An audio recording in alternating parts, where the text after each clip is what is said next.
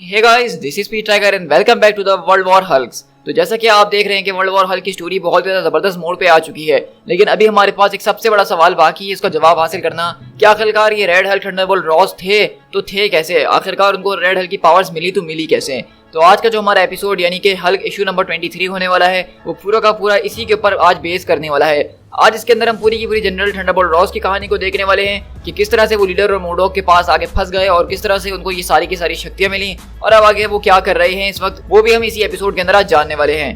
तो आज का एपिसोड बेसिकली वो लोग भी हमारा एंजॉय कर सकते हैं जो हमारी सीरीज को फॉलो नहीं कर रहे हैं, क्योंकि इसके जरिए वो रेड हल्क का ओरिजिन जान सकते हैं। तो चलिए हम बिना किसी और बात के अपनी आज की इस वीडियो को स्टार्ट करते हैं।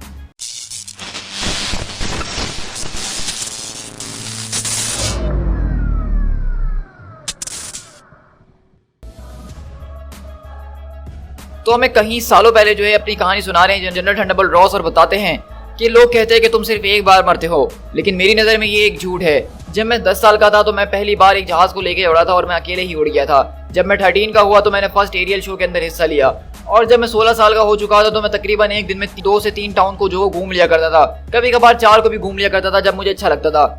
और मेरे शौक जो थे बचपन से ही काफ़ी अलग तरह के थे। मैंने फुटबॉल के टीम के अंदर भी हिस्सा लेने की कोशिश करी और उसके जरिए भी थोड़े बहुत पैसे कमाए। लेकिन लोग अगर आपके ऊपर दाव लगाते हैं आपको उड़ने में देखते हुए लिए, तो वो इसलिए नहीं देखते हैं कि आप कितना अच्छा उड़ सकते हैं, बल्कि वो आपके ऊपर पैसा इसलिए लगाते हैं ताकि वो ये देख सकें कि आप कितने बुरी तरीके से क्रैश भी कर सकते हैं। और एक दिन मैंने उनके सारे के सारे पैसों को वसूल करवा दिया और मेरा एक बहुत ही बड़ा प्लेन क्रैश हो गया। जब उन लोगों ने मुझे उस जहाज से निकाला तो पूरा का पूरा जहाज जो है वो बर्बाद हो चुका था। मेरी इतनी बुरी हालत थी कि डॉक्टर ने मुझे देखते ही जवाब दे दिया था कि इसका बचना बहुत ही मुश्किल है। लेकिन इमेजिन करो कि उन लोगों को कैसा लगा होगा कि जब मैं एम्बुलेंस के अंदर लेटा हुआ तो अचानक मैंने अपनी आंखें खोल ली। मेरी कमर की 3 जगह से हड्डियां टूट चुकी थी। डॉक्टर्स ने कहा कि तुम कभी चल नहीं पाओगे। मैंने तकरीबन 1 साल जो है पूरा का पूरा हॉस्पिटल के अंदर बिताया था और मेरी पूरी बॉडी जो है पूरे की पूरे कास्ट के अंदर बंद थी। ब्रेसेस लगे मुझे, फिर क्रंचेस लगे, लेकिन इन सब के बावजूद भी मैंने अपने आप को दोबारा अपने पैरों के ऊपर खड़ा करा और चलना शुरू करा। और उस तरह हम देखते हैं कि बेसिकली आज रात अभी हम दोबारा हेलीकैर के अंदर शिफ्ट होते हैं, जहां हम देख रहे हैं कि थंडरबोल्ट रॉस की काफी बुरी हालत हो गई है और वो घिसकते घिसकते आगे जा रहे हैं। लेकिन अगले पल उसके सामने एक ग्रीन कलर का पैर आता है और हम देखते हैं कि वहां पे दरअसल कोई और नहीं बल्कि द कॉस्मिक हल्क पहुंच चुका है और वो कहता है कि हल्क स्मैश। और यहीं से थंडरबोल्ट रॉस बोलते हैं कि मुझे बैनर को ढूंढना ही होगा किसी भी कीमत के ऊपर, क्योंकि आप ऑलरेडी पिछले एपिसोड्स को फॉलो करते हुए देख रहे हैं कि थंडरबोल्ट रॉस यानी कि रेड हल्क हर 1 मिनट के बाद हर एक शख्स से मुकाबला करते जा रहा है। पहले वो जो है सैमसंग से लड़ा, फिर वो हल्क आउट हीरो से लड़ा, फिर वो रेड शी हल्क से लड़ा और अब उसके सामने कॉस्मिक हल्क आ गया है जो कि उसको ऑलरेडी पहले भी बहुत बुरी तरीके से हरा चुका है। और थंडरबोल्ट रॉस इस वक्त बिल्कुल भी लड़ने की हालत में नहीं है और इसलिए वो यहाँ पे बैनर को ढूंढते हुए आगे की तरफ बढ़ रहे हैं। और इसी तरह हम यहाँ से दोबारा एक पास्ट कहानी के अंदर शिफ्ट होते हैं। थंडरबोल्ट अपनी स्टोरी को कंटिन्यू करते हुए गामा बेस के अंदर न्यू मैक्सिको के अंदर, और ये वही टाइम है जब पहली बार जो है वो गामा बॉम्ब को टेस्ट किया गया था। और जनरल बताते हैं कि मेरी सबसे पहली बार जिंदगी में किसी ने अगर बेइज्जती करी थी तो वो एक ऐसा शख्स था जिसके नाम से पहले डॉक्टर लगा हुआ था, जैसा कि डॉक्टर ब्रूस बैनर।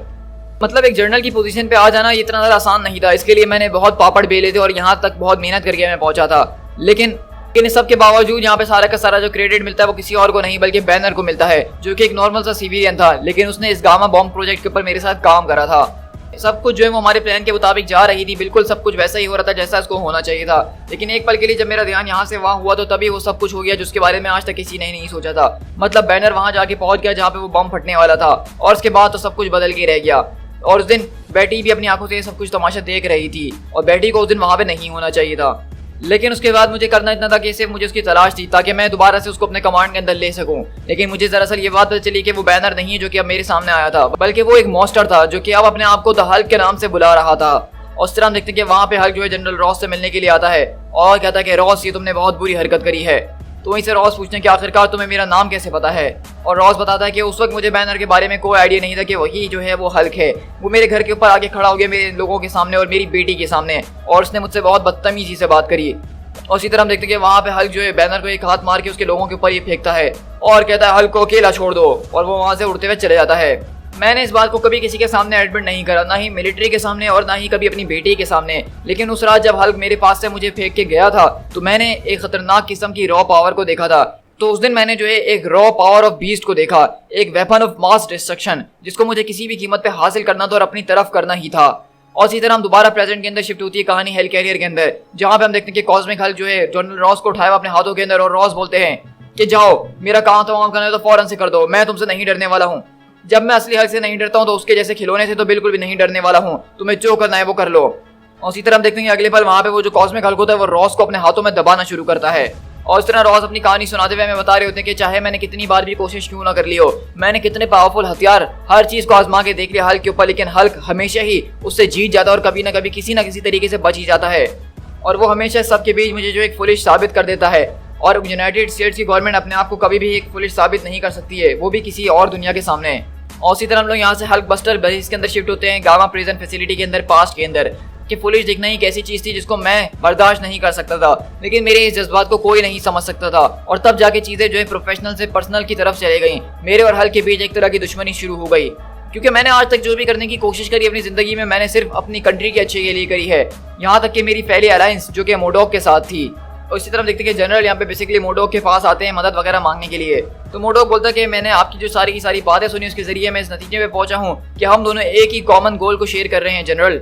तो जनरल रॉस बोलते हैं कि तुम मुझे यहाँ पे जो सजेस्ट कर रहे हो वो एक तरह के ट्रेजन है मोडोक, मैं अपनी कंट्री से गद्दारी नहीं कर सकता हूँ।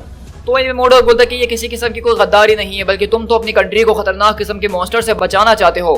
तुम इस बात को बहुत अच्छे तरीके से जानते हो कि एबॉमिनेशन एक ऐसा शख्स है जो कि हल्क को डिस्ट्रॉय कर सकता है। तुम बस उसको जेल से आजाद करवाओ और बाकी का काम हमारे ऊपर छोड़ दो। तो वहीं से रॉस बोलते हैं कि ऑल राइट, जैसा तुम कहो मैं वैसा ही करूंगा। और इसी तरह हम देखते हैं कि बेसिकली रॉस ने जो है एबॉमिनेशन को छुड़वा दिया था, जिसके जरिए हल्क और एबॉमिनेशन के बीच खतरनाक किस्म की फाइट होती है। और वो जिस तरह से सोचा था बिल्कुल वैसा नहीं हुआ। और रॉस बताते हैं कि सबके बीच मेरी बेटी भी आ गई थी, जो कि मुझे कभी नहीं करना चाहिए था।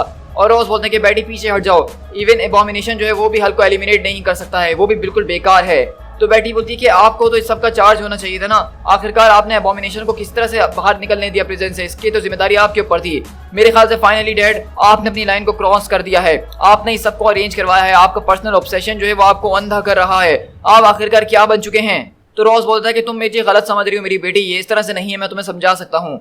तो बेटी बोलती है कि ठीक है, बताइए मुझे बताइए कि किस तरह से आपने अपनी ड्यूटी को बेट्रे किया है, और मुझे बताइए कि आपने किस तरह अपनी कंट्री से गद्दारी करने की कोशिश करी, वो भी सिर्फ अपने सेल्फिश इरादों के लिए। या फिर आप मुझसे झूठ बोल सकते हैं सर, क्योंकि ये हमारी फिर आखिरी बात होने वाली, इसके बाद हम कभी कोई बात नहीं करने वाले हैं।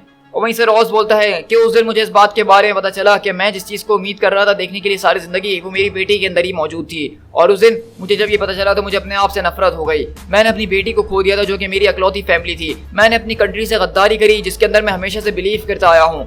मैं आखिरकार इतना गिर चुका था कि वहां से वापसी का कोई रास्ता नहीं था, लेकिन मैं अपने आप की जान नहीं ले पाया। और इस तरह हम देखते हैं कि बेसिकली थंडरबोल्ट रॉस जो हैं वो अपने आप को जो है गोली से मार रहे होते हैं, सुसाइड कर रहे होते हैं, लेकिन वो ऐसा नहीं कर पाते हैं। और रॉस बताते हैं कि मैं इस बारे में जानता था कि अगर मैंने सुसाइड कर ली तो मैं सिर्फ एक गॉड ही कहलाऊंगा जिंदगी भर, और ये बात साबित हो जाएगी कि वो और दुनिया में ये बात साबित हो जाएगी कि हल्क जीत गया और थंडरबोल्ट रॉस हार गए हैं। जो मैंने गद्दारी करी थी अपनी कंट्री से, उसको कभी भी किसी ने फाइल नहीं करवाया। और बिहाइंड द सीन हमने सारी चीजों को अरेंज कर लिया। डॉक्टर लियोनार्ड सैमसंग ने सारी की सारी चीजें मोडोक के ऊपर डाल दी। किसी को ये नहीं पता था, इंक्लूडिंग माई सेल्फ, कि दरअसल सैमसंग जो वो तो पहले से ही मोडोक की जेब के अंदर है।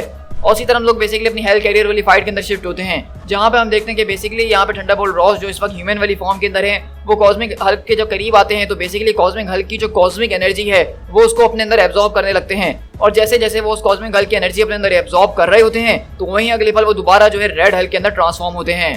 और इसी तरह यहाँ से थंडरबोल्ट रॉस बताते हैं कि एक बार फिर मुझे मौका मिला फ्यूचर में जाके कि मैंने एक ऐसी चॉइस ली जिसके जरिए मैं अपनी रिस्पेक्ट और अपनी कंट्री की इज्जत दोबारा से हासिल कर सकता था, और अपनी बेटी का प्यार भी। और मैंने बिल्कुल वैसे ही करा जैसा कि एक अच्छा सोल्जर करता है, जैसा कि एक बाप अपनी बेटी के लिए करता है। मैंने अपनी लाइफ को वहाँ पे सेक्रीफाइस कर दिया। और इस तरह हम देखते हैं कि थंडरबोल्ट रॉस की वहाँ पे बेसिकली मौत हो जाती है। और वहीं से थंडरबोल्ट बताते हैं कि वैसे तो मेरी कहानी इस तरह से खत्म हो जानी चाहिए थी, क्योंकि मुझे एक अच्छी मौत मिल गई थी, लेकिन लीडर जो था उसने सारी की सारी रिस्पॉन्सिबिलिटी अपने कंधों पे ले ली कि वो मुझे वापसी लेकर आएगा। और इस तरह हम देखते हैं कि बेसिकली लीडर आता है और रॉस की लाश को उठाते हुए ले जाता है और कहता है कि मेरे पास तुम्हारे लिए प्लान है रॉस। और रॉस बताते हैं कि उस वक्त की अगर बात करें तो तब भी जो है लीडर सारी की सारी बाउंड्रीज को पुश कर रहा था लाइफ आफ्टर डेथ की, और उसने सारी की सारी कोशिशें करके मुझे वापसी जिंदगी दी।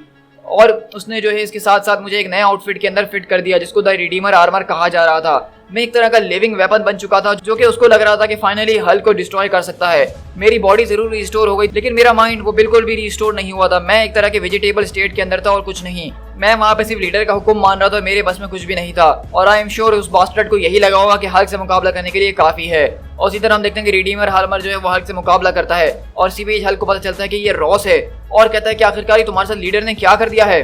और इस तरह थंडरबोल्ट रॉस बताता है कि एक बार फिर इस पूरी लड़ाई के बीच में बहुत बुरी तरीके से इंजर्ड हो गया, और मैं उसी हालत में चले गया जिसमें मैं पहले था। लेकिन फिर भी मेरी कहानी अभी खत्म नहीं हुई है, क्योंकि चीजें यहाँ पे कभी रुकती नहीं है। कुछ एलियन जो कि ट्रोजन कहलाते थे, उन्होंने लीडर को टेक्नोलॉजी दी जो जिसके जरिए उसकी टेक्नोलॉजी और भी ज्यादा स्ट्रांग हो गई, और अनलाइक पहले जैसे उसने मुझे इस बार जो पूरी तरीके से रिस्टोर कर दिया। उसने मुझे एक तरह का बेट की तरह इस्तेमाल करा हल्क के खिलाफ। ये चीज उसके लिए बहुत बुरी तरीके से एंड हुई, लेकिन मैं इन द एंड रीबॉर्न हो गया। और इस तरह हम देखते हैं कि थंडरबोल्ट रॉस आते अपनी बेटी से मिलते हैं, और बेटी भी उनसे काफी ज्यादा खुश हो चुकी होती है और वो भी उनसे गले लग रही होती है।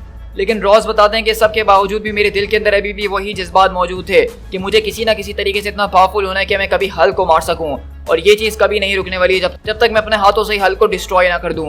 और इसी तरह प्रेजेंट के अंदर देखते हैं कि यहाँ पे जो रेड हल्क है, बेसिकली उसने सारी की सारी कॉस्मिक एनर्जी जो है कॉस्मिक हल्क की अपने अंदर एब्जॉर्ब कर ली है, और इतना ज्यादा ताकतवर हो चुका है कि उसने कॉस्मिक हल्क को बीच में से पकड़ के चीर दिया है।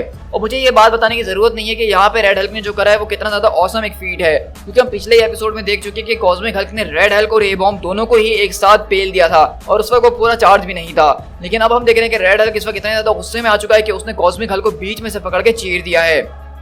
इसके बाद मेरी दुनिया वैसी चलती रही जिस तरह चलनी चाहिए थी मुझे, क्योंकि एक सेकंड चांस जो दिया गया था, और मैं दुनिया को देखता रहा कि वो कैसी चल रही है। लेकिन कहानी फिर पलटती जब एबोमिनेशन ने मेरी बेटी की जान ले ली, और हल्क को जो है उसी के दोस्तों ने बेट्रे करके उसको एक रॉकेट में बिठा के आउटर स्पेस के अंदर भेज दिया। मैं एक ऐसा बाप बन गया जिसका कोई बच्चा नहीं था, मैं एक ऐसा जनरल बन गया जिसके पास कोई वॉर नहीं थी, मैं एक ऐसा इंसान बन चुका था जिसके पास अब जीने का कोई पर्पस नहीं था। लेकिन फिर वो हुआ जिसके बारे में किसी ने नहीं सोचा था, और वो कैप्टन अमेरिका की असैसिनेशन थी। वही एक पूरी की पूरी कंट्री के अंदर पेट्रॉइड था जिसके ऊपर मेरे फादर, मेरे ग्रैंडफादर, हर कोई जो है विश्वास करते हुए आया, और मैं भी उनके ऊपर बहुत ज्यादा विश्वास करता था। और इस तरह हम देखते हैं कि रॉस यहाँ पे एक बार के अंदर बैठे हुए होते हैं और कहते हैं कि ये पूरी की पूरी कंट्री जो एक हेल बनते जा रही है। आखिरकार ये लोग टीवी पे इस चीज को कितनी बार दिखाएंगे, एक आदमी की वो लोग रिस्पेक्ट क्यों नहीं कर रहे हैं। लेकिन अगले पल हम देखते हैं कि वहाँ पे जनरल रॉस जब बैठे हुए होते हैं तो उस बार के सारे लोग हैंग हो जाते हैं। तो रॉस बोलते हैं कि आखिरकार यहाँ पे ये सब चल क्या रहा है।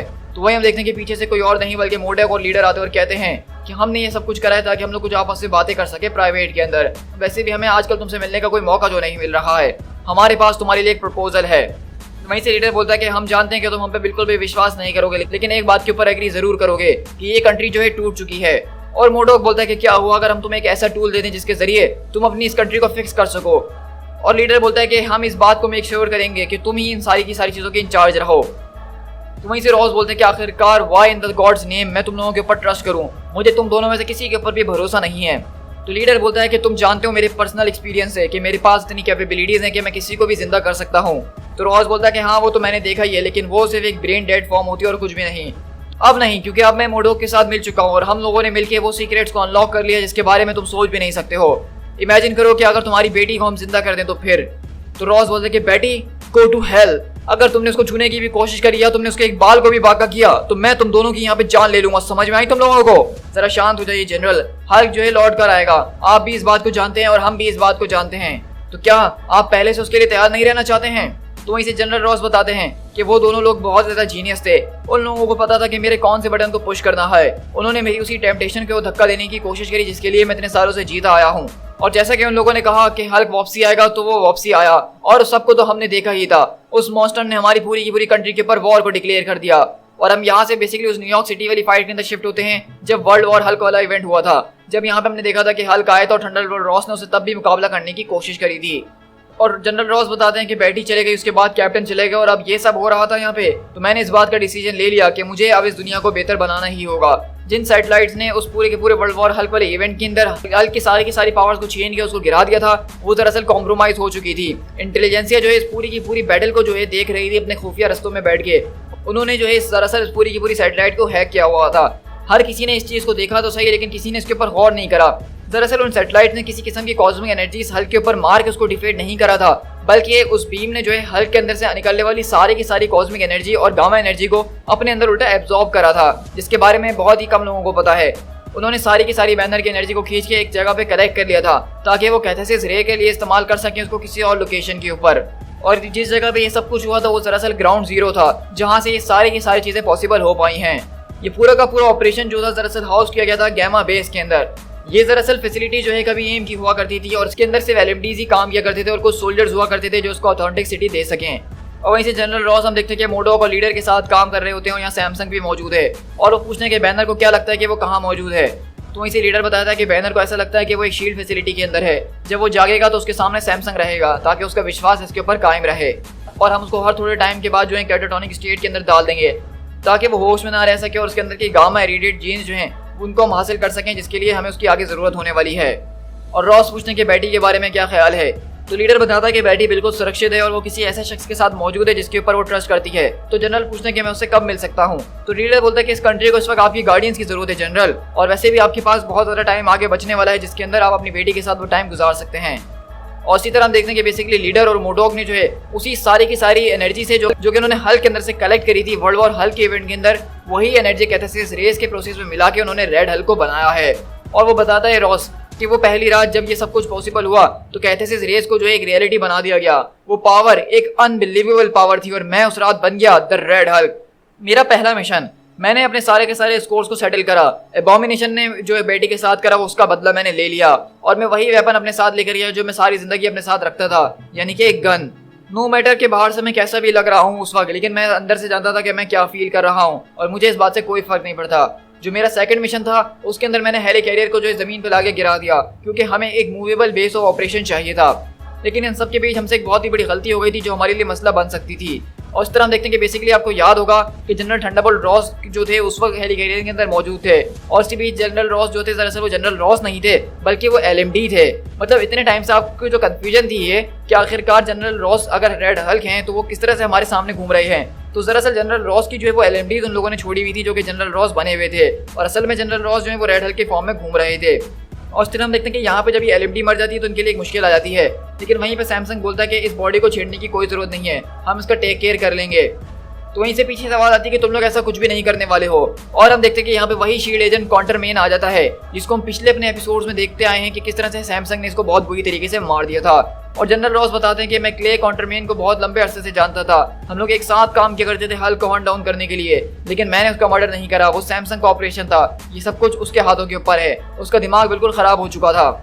जैसा कि मैंने अपने आप को पहले इस बात के लिए समझा दिया था कि वॉर के अंदर कुछ कैजुअलिटीज होती हैं, बैटल्स को जो है वो हारा भी जा सकता है, लेकिन मैं इस सब के बीच इतना ज़्यादा कॉकी हो गया था कि मैं बैनर को किसी भी कीमत के ऊपर गिरा देना चाहता था और मेरी पर्सनल मोटिवेशन जो थी वो इस सब के बीच आ गई और हम लोग जिस प्लान पे थे कायम उससे मैं डाइवर्ट हो गया। लेकिन एक इंसान यानी इवन एक हल्क को भी इस बारे में पता होना चाहिए कि उसकी क्या लिमिटेशंस हैं। और इसी तरह हम देखते हैं कि बेसिकली ये वही फाइट है जब पहली बार रेड हल्क और ग्रीन हल्क का मुकाबला होता है और वो रेड हल्क को हरा देता है। और उसी के सामने हम देखते हैं कि जनरल थंडरबोल्ट रॉस आगे खड़े होते हैं जो कि दरअसल एक LMD है और उसको वो यही बोल रहे होते हैं कि हमने तुम्हें हर एक चीज़ दी ग्रीन मॉन्स्टर को डिस्ट्रॉय करने के लिए, लेकिन तुमने तब भी हमें फेल कर दिया। और रॉस बताते हैं कि मुझे अपने आप से ही अपना लेक्चर सुनने को मिल रहा था जो कि एक LMD के था मेरा और मेरी आवाज़ से मुझसे बात कर रहा था, वो दरअसल मोडॉग था जो कि मुझे उकसाया करता था। तो उसके बाद मैंने अपने कंटीजेंसी प्लान के ऊपर काम करना शुरू करा और मैंने आखिरकार उस शख्स के साथ काम करने के बारे में सोचा जो शायद मैं कभी नहीं सोचता, जो कि बैनर था। और इस तरह देखते हैं कि बैनर बोलता है कि जनरल थंडरबोल्ट रॉस को तो मरना ही होगा। तो रेड हल्क बोलता है कि इसके अलावा कोई और सोल्यूशन है तो मुझे वो बताओ। तो वहीं से बैनर बोलता है कि देखो तुमने खुद अपने मुझसे कहा कि तुम ही इन सारी की सारे प्लान को खत्म करने की चाबी हो। वो लोग इस पूरे के पूरे मिलिट्री कूप का जो है पब्लिक फिगर नहीं बन सकते, पब्लिक फेस नहीं बन सकते हैं। उनको एक ऐसे चेहरे की जरूरत है जिसके ऊपर अमेरिका के लोग विश्वास करते हैं और वो थंडरबोल्ट रॉस का है। उन्हें तुम्हारी जरूरत है। हम इस सब को जो एक जबरदस्त तरीके से स्टेज करेंगे जहाँ में हम तुम्हारी जैसी एक बॉडी का इंतजाम करेंगे और हम तुम्हारी लाश को वहीं पे रखेंगे जहाँ पे हर कोई इसको आसानी से ढूंढ सके। और उस तरह हम देखेंगे बेसिकली ये वही फाइट हमें दिखाई जा रही है वॉशिंगटन मॉन्यूमेंट वाली, जहाँ पे रेड हल्क ने जो है थंडरबोल्ट रॉस की जान ली थी। और रॉस बताता है कि हमने जो है दरअसल रॉस LMD को जो है हाईजैक करा था और उसको रिडीमर आर्मर के अंदर बैठा दिया था। बैनर ने सारे के सारे बैटल को जो है प्रोग्राम करा था और मुझे बस इस बात को मेक श्योर करना था कि मैं अपनी जान खुद से ही ले लूँ। और इस तरह हम देखते हैं कि रेड हल्क बोलता है कि तुम्हें इसमें वाकई में मजा आ रहा है ना मुझे हर्ट करने में। तो वहीं से बैनर बोलता है कि देखो तुम्हें इस चीज़ को जो है बिल्कुल रियल दिखाना था, लेकिन हाँ मुझे इसमें मज़ा तो बहुत आया। अब हमें बस इस बात का इंतजार करना है कि वो लोग इस बॉडी को आगे डिस्कवर करें और लीडर और मोडेक को फिर इस बात को कवर करना ही होगा कि ये एक LMD है। इसका मतलब है कि यहाँ पे जरूर सैमसंग आएगा और सबका जो है चार्ज लेने की कोशिश करेगा। इसके जरिए अगर यहाँ पे कोई और इंटरफेयर करने की कोशिश करेगा जैसे एवेंजर्स वगैरह तो उनको कम से कम शक होगा। चलो अब इतनी भी सड़ी हुई शक्ल मत बनाओ, तुम्हारा फ्यूनरल जो है बहुत ही बड़ा होगा, हम उसको टीवी में भी देख सकते हैं यार। और वहीं से रोज बताते हैं कि मैंने बैनर को इसलिए चुना क्योंकि मुझे लगता था कि वो इकलौता शख्स है जो कि इंटेलिजेंसिया को आउट थिंक कर सकता है, लेकिन मुझे उसके साथ काम करने में बहुत ही नफरत होती थी। और उसके बाद हमारी सारी की सारी कहानी पहुंच गई आज रात के ऊपर। और इस तरह हम यहाँ से प्रेजेंट के अंदर हेल कैरियर के अंदर शिफ्ट होते हैं जहाँ पे हम देख रहे हैं कि दरअसल लीडर जो है वो भाग रहा होता है, जो कि हमने लास्ट एपिसोड में देखा था कि बैनर से वो चकमा देके उसको टेलीपोर्टेशन ऑन करके वहाँ से भाग रहा होता है। लेकिन जब वो यहाँ से भाग रहा होता है तो उसके सामने वहाँ पे रेड हल्क आके खड़ा हो जाता है और रेड हल्क में बताता है कि मुझे जो है धोखा दिया इंटेलिजेंसिया ने, लीडर और मोडॉग ने मेरा जो है मेरा एडवांटेज हासिल करा, बैनर ने जो है मुझे फेल कर दिया। अलायंसेस जो हैं वो कमज़ोर लोग बनाते हैं। लेकिन अब जैसा कि मैं सारी की सारी उस एनर्जी को एब्जॉर्ब कर चुका हूँ उस हल्क रोबोट के अंदर से, तो अब मुझे ऐसी फील आ रही है कि मैं इस पूरी की पूरी दुनिया को अकेले ही बर्बाद कर सकता हूँ, मैं इस पूरी की पूरी दुनिया को अकेले ही बचा सकता हूँ। और इस तरह देखने के लीडर बोलता है ये काम कर गया है तुम्हारा एंटायर बैटल प्लान। टेलबॉट इस वक्त जो है हाउस के अंदर मौजूद है और वो बहुत जल्द टीवी के ऊपर अनाउंसमेंट करने जा रहा है। तो रेड हल्क बोलता है कि टेलबॉट? तो लीडर बोलता है तुमने हमारे पास कोई चॉइस नहीं छोड़ी, हमेशा से हमारे प्लान के अंदर तुम्हें ही सबका चार्ज लेना था, लेकिन तुमने जो है बैनर के साथ अलायंस करी और उसके जरिए तुम्हें कुछ हासिल नहीं हुआ। अगर तुम हमारे साथ काम करते तो हम बहुत कुछ अकॉम्प्लिश कर लेते, लेकिन क्या करें, तुम्हारी तो आदत ही है दूसरों का कमांड सुनने की। और वहीं से रेड हल्क बोलता है कि इस बात पे मैं टोटली एग्री करता हूँ, तो अब मुझे बताओ कि आखिरकार मुझे क्या करना होगा। और इस तरह हम देखने के रेड हल्क वहाँ पे लीडर की गर्दन पकड़ लेता है और कहता है लीडर के वेट, तुम आखिरकार इसे क्या करने की कोशिश कर रहे हो। तो रेड हल्क बोलता है कि मैं तुम्हारे अंदर की सारी गामा एनर्जी को चूस रहा हूँ, जिसके जरिए तुम्हारा दिमाग इतना ज़्यादा बड़ा हो चुका है, इसके जरिए ही तुम पे कर पाओगे जो तुमने मेरी बेटी के साथ करा है। तो लीडर बोलता है कि नहीं, मैंने तुम्हारी बेटी को जिंदगी दी है। तो रेड हल्क बोलता है कि तुमने उसको एक मॉन्स्टर के अंदर बदल दिया जैसा मैं हूँ। और इस तरह हम देखते हैं कि बेसिकली वहाँ पर रेड हल्क जो है लीडर की सारी गामा एनर्जी को चूस के उसको एक नॉर्मल इंसान बना देता है। उसका दिमाग जो बहुत बड़ा था वो छोटा हो चुका है और वो अपनी दोबारा उसी फॉर्म में आ गया जब वो लीडर नहीं बना था। तो इस तरह से आप देख रहे हैं कि बेसिकली यहाँ पे लीडर भी अपनी इंसानों वाली फॉर्म के अंदर आया है, यानी पावरलेस हो गया है। और इस तरह यहाँ पे मोडॉक को भी हमने देखा कि वो भी अपनी इंसानों वाली फॉर्म के अंदर आ चुका है। लेकिन इसे लीडर बोलता है कि प्लीज मुझे इस तरह से छोड़ के मत जाओ, तुम मुझे जान से मार दो। तो लीडर बोलता है कि नहीं, कभी नहीं, अब तुम अपनी सारी की सारी जिंदगी इसी तरह से गुजारोगे एक ऑर्डिनरी इंसान की तरह, और शायद इसके जरिए भी तुम्हें पता चल सके कि तुमने क्या करा था, उसका अंजाम यही होगा। और इस तरह हम लोग यहाँ से टीवी के अंदर शिफ्ट होते हैं जहाँ पे टेलबॉट जो है वो व्हाइट हाउस के अंदर पहुंच चुका है और एक अनाउंसमेंट कर रहा है और कहता है कि माय फेलो अमेरिकन्स, मैं हूँ जनरल क्लैन टेलबॉट और आज मैं यहाँ पे आपसे बात कर रहा हूँ ओवल ऑफिस के अंदर से। और आज रात यहाँ पे वाशिंगटन डीसी के अंदर बहुत कुछ खतरनाक किस्म की चीजें हुई हैं। हमारे कंट्री के खिलाफ लोगों ने अटैक करने की कोशिश करी, लेकिन यूएस मिलिट्री इसके लिए बिल्कुल तैयार थी और वो हमेशा ही आपकी कंट्री को प्रोटेक्ट और सर्व करने के लिए बनी है। इस वक्त हमारे पास एक स्टेट ऑफ इमरजेंसी लगा हुआ है, तो मैं आप लोगों को बस यही कहना चाहता हूँ कि आप लोग बिल्कुल शांत रहिए।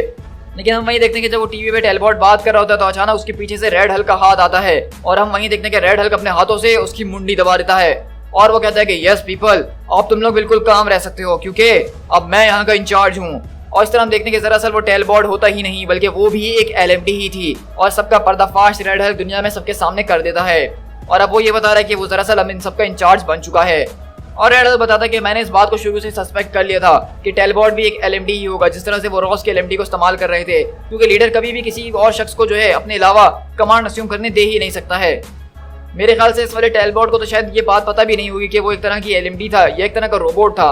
जिस ग्लेन टेलबॉट की मैं इज्जत करता था और मैं जिसको जानता था वो मर चुका है और वो शायद हमेशा मरा ही रहेगा। इन दी एंड हर चीज़ बिल्कुल वैसा ही हो गई जैसा मैंने सोचा था, यानी कि मैं जीत चुका हूँ। सो गाइस, आज बेसिकली हमने इस एपिसोड के अंदर जो है अपनी पूरी की पूरी रेड हल्क और जनरल थंडरबोल्ट रॉस की मिस्ट्रीज और कहानी को देखा है। तो उसके बाद आई होप कि आपके काफी ज्यादा सवालों के जवाब आपको मिल गए होंगे कि किस तरह से रेड हल्क और हमने जनरल रॉस को एक साथ देखा है बार बार। तो दरअसल ये सब कुछ हो पाया था एलएमडीज की मदद से, क्योंकि एलएमडीज जो थी वो दरअसल थंडरबोल्ट रॉस की जगह ले लेती थी जब वो रेड हल्क बने होते थे। तो इस तरह वो अपनी स्टोरी को आगे जाके कंक्लूड करेंगे जहाँ पे सारी की सारी स्टोरीज एक जगह पे आके कनेक्ट होंगी और हमें एक जबरदस्त किस्म का कंक्लूजन देखने को मिलने वाला है। तो इसी के साथ हम अपने नेक्स्ट एपिसोड को कंटिन्यू करेंगे। जब तक के लिए टू बी हल्की न्यूड।